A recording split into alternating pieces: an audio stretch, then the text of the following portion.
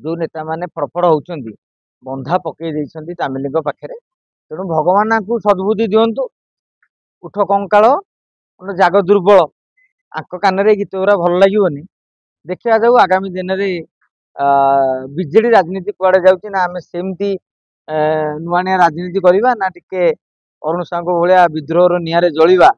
से समय कहब से कथा। नवीन पट्टनायक सीधा सड़क कहले भाई तुम दल बुड़ी जाऊ तुम शंख बन भांगी जाऊ विजेडी जुआडे जाउछि जाऊ पांड्यान किंतु सब मो पाखे थाऊ। देखु तथागत शतपथी विजेडी बहुत दिन धरिकी सांसद रही परवर्ती समय से कौन पाई छाड़िले ता माँ गंगे जानती एवं से जो कथा गुड़िक कहते गोटे प्रसंग को लेकिन विजेडी आत्महत्या कला जोटा कि आमर उपराष्ट्रपति निर्वाचन निरवता को लेकिन से प्रश्न उठाई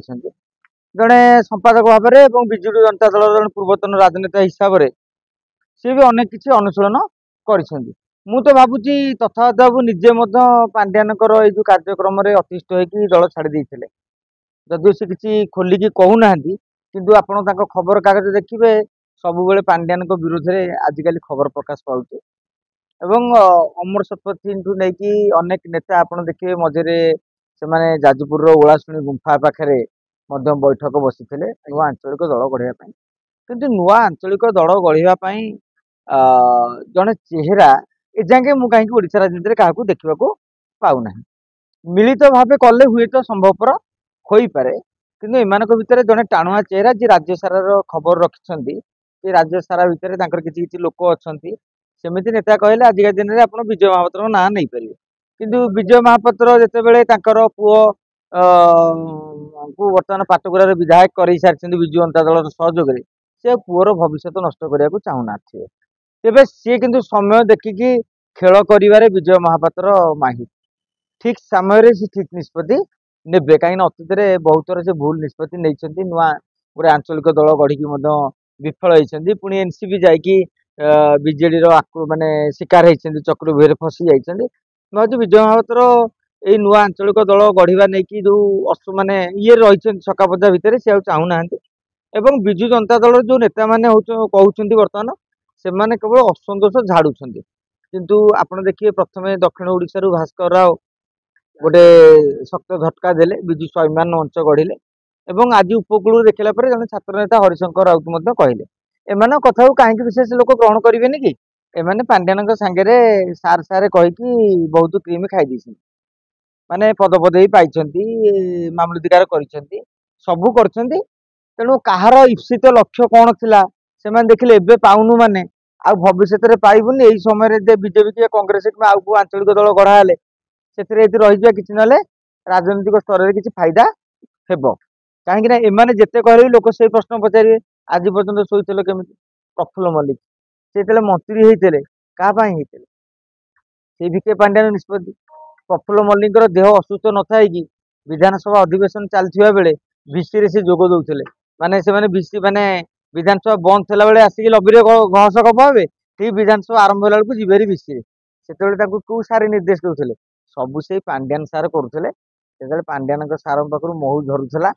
तेणु तर विभूति टी पाइबापी एम भारी व्याकुलित थे एवं पांड्यान सार विरुद्ध में राज्य गोटे नारेटिव चली ये देखुं आम राजनीति हेनी काले पांड्यान विरुद्ध में कहले बीजेपी नहीं जापे कि अन्य कौन दल ने कि दुखर विषय बर्तमान भारतीय जनता पार्टी क्या भी नवाक चाहूना एभली एक कन्फ्यूजन भितर विजु जनता दल बहु नेता बर्तमान रही छात्र युव जीवु जे जीवु कुआडे सेपटे पांड्यान कहीदे मो फंडा हूँ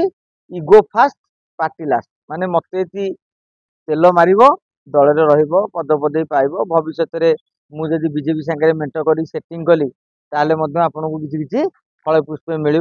ना 625 कोटी टका दल रही किसी ना संगठन बाबद खर्च बार्च आड़े आप संगठन जारी रखिपारे आ जी मो विरोध में भल भाव में जानी दरकार मुझे भाव बीजेपी नेता बोकार अरे आप तो भल भाव में जानते 625 कोटी टकर मालिक नवीन पट्टनायक तांकर गुमास्ता भाया बुझासुझा कर पांड्यान गला नवीन पट्टनायक सीधा सड़क कहले भाई तुम दल बुड़ी जाऊ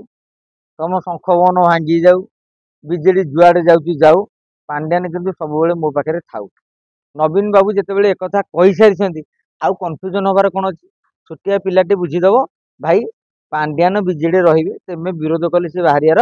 ନାହିଁ। ଆରେ ସିଏ କେମିତି ବାହାରିବେ? ସିଏ ତ ଯାହା ଯାଇଥାନ୍ତେ ସନ୍ନ୍ୟାସୀ ନେଲା ପରେ ସେଠି ରହିଲେ, ତାପରେ ତାଙ୍କ ପତ୍ନୀ ମଧ୍ୟ ଇସ୍ତଫା ଦେଲେ, ସିଏ ବର୍ତ୍ତମାନ ନବୀନ ନିବାସରେ ରହିଛନ୍ତି। ପୁଅ ବୋହୂ ଭଳିଆ ନବୀନ ପଟ୍ଟନାୟକ ଏମାନେ ଯେତେବେଳେ ସେବା ଶୁଶ୍ରୂଷା କରୁଛନ୍ତି, ଆଉ ଏଇ ସମୟରେ ନବୀନ ବାବୁ କଣ ତାଙ୍କୁ ତଡ଼ିଦେବେ? ଆଦୌ ନୁହେଁ। ସେମାନେ ବିଶ୍ୱାସର ପାତ୍ର ହେଇଯାଇଛନ୍ତି। ଦଳ ଯାହା ଯିବା କଥା ଯାଉ, ସେ ଜାଣିଛନ୍ତି ମନେକର ଦଳରେ 1000 ନେତା ଥିଲେ, କେତେ ଯାଆନ୍ତୁ ପୁଣି ତ ତଥାପି 500 ଯିବେ ରହିବେ, କାରଣ ଏ ନେତା ମାନେ ଯିବେ ଯେ କୁଆଡେ ଯିବେ। କଂଗ୍ରେସରେ ଗଲେ କି ବିଜେଡି କି ଗଲେ, କଂଗ୍ରେସ ଗଲେ ପ୍ରୋବ୍ଲେମ, ବିଜେପି ଗଲେ ପ୍ରୋବ୍ଲେମ, ସିଏ ଜାଣିଛନ୍ତି। ତେଣୁ ପାଣ୍ଡିଆନ ଆଙ୍କଠୁ ଟେଷ୍ଟ କରୁଛନ୍ତି ଯେ ଭାଇ ଯିଏ ଯିବା କଥା ଯାଉ, ମୋର ଯେତେକ ତେଲ ମରା ଲୋକ ତକ ତେଲ ତିଳନ ଧରିକି ବର୍ତ୍ତମାନ ପାଣ୍ଡିଆନ ପାଖରେ ବସିଥାନ୍ତୁ। ଭଗବାନ ଦୟାରୁ ଦେଖିବେ ବିଜେଡିର ଅନେକ ତୁଙ୍ଗ ନେତା ଯୋଉମାନେ ଛାତି ଫଟେଇକି ନିର୍ବାଚନ ମଣ୍ଡଳୀରେ ସ୍ୱାଭିମାନ କରି ବିଜୁ ଓଡିଶାକୁ ଗଢିବା କରିକି ସମୃଦ୍ଧ ଓଡିଶା କରିବ ମାନେ ଛତ୍ର କରି ଭାଷଣ ଦଉଛନ୍ତି, ସେମାନେ ଏଠି ଶଙ୍ଖ ଭବନରେ ନବୀନ ନିବାସରେ ମିଆଁ ମିଆଁ ମିଆଁ ମିଆଁ ହେଇକି ପାଣ୍ଡିଆନ ଦେଇଥିବା କୋଟରୀରେ କିଛି କିଛି କଟୋରୀରେ କିଛି କିଛି କ୍ଷୀର ପାନ କରିବାରେ ସେ ବର୍ତ୍ତମାନ ମସଗୁଲ ଅଛନ୍ତି। ତେଣୁ ଯେପର୍ଯ୍ୟନ୍ତ ଏମାନଙ୍କର ବିବେକ, ଯୋଉ ନେତା ମାନେ ଫଡଫଡ ହଉଛନ୍ତି, ବନ୍ଧା ପକେଇ ଦେଇଛନ୍ତି ତାମିଲଙ୍କ ପାଖରେ, ତେଣୁ ଭଗବାନ ଆଙ୍କୁ ସଦ୍ବୁଦ୍ଧି ଦିଅନ୍ତୁ।